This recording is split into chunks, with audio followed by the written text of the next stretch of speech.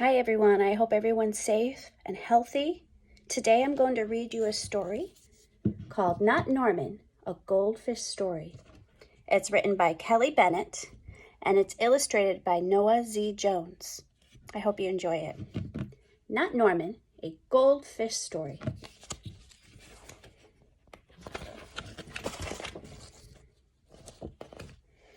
When I got Norman, I didn't want to keep him. I wanted a different kind of pet. Not Norman.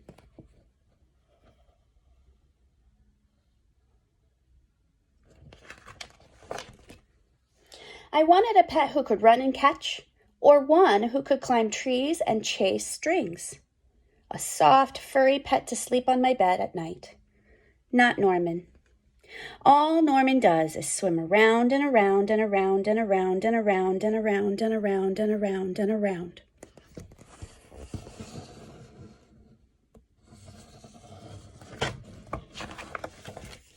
This is it, Norman, I decide. I'm trading you for a good pet. Norman doesn't move. Not even a fin twitches. How can I trade him like this? No one will want a sorry-looking fish in a gunky bowl. When I drop Norman into his nice clean bowl, he starts dripping, flipping, flapping his wing fins all around. He looks so goofy, I have to laugh. Don't think that just because you made me laugh, I'm going to keep you, I tell him. Tomorrow, you're out of here. Norman blows a stream of bubbles.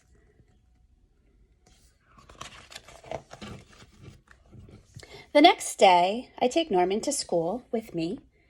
If I talk him up real good during show and tell, maybe someone will want him.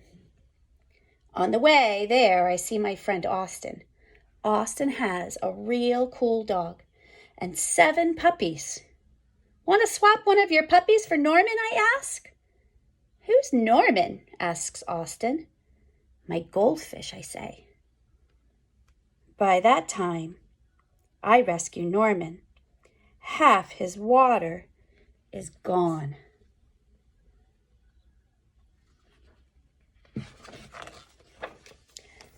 I'm sorry, I tell Norman. When we get to school, I'm really sorry. He just stares at me all googly-eyed. Finally, it's my turn to show and tell. Just as I start to talk about goldfish, Emily shouts, Jenny's gone! Who let my snake loose?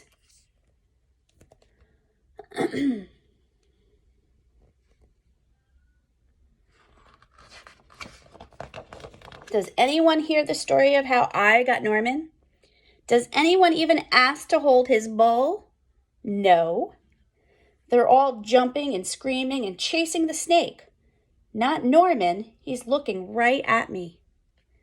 Thanks for listening, I tell him.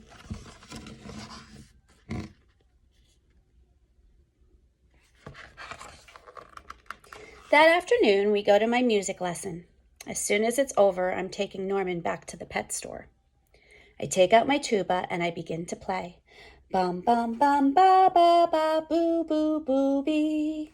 I glance over at Norman. He's swaying back and forth. Glug, glug, glug, glug, he mouths. Look, Norman's singing, I say. Pay attention, snaps Maestro, and try to play the proper notes.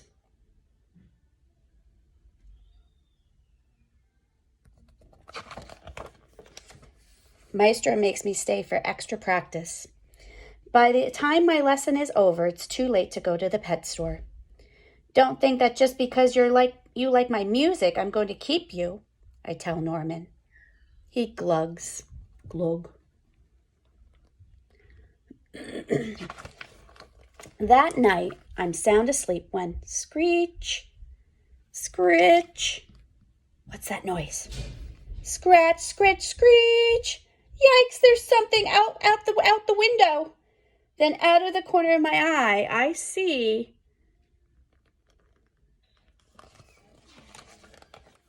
Norman.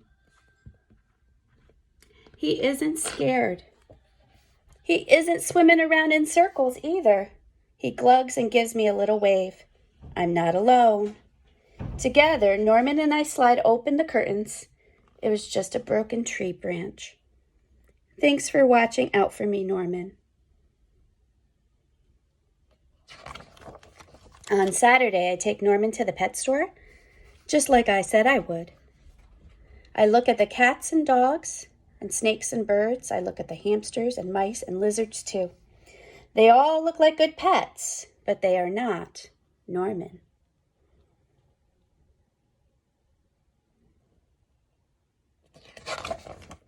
When I got Norman, I wasn't sure I wanted to keep him. But now, even if I could pick any pet in the whole world, I wouldn't trade him. Not Norman. Norman, one amazing fish. The end. Boys and girls, when you get a chance, talk to your parents about your favorite part about the story, Not Norman.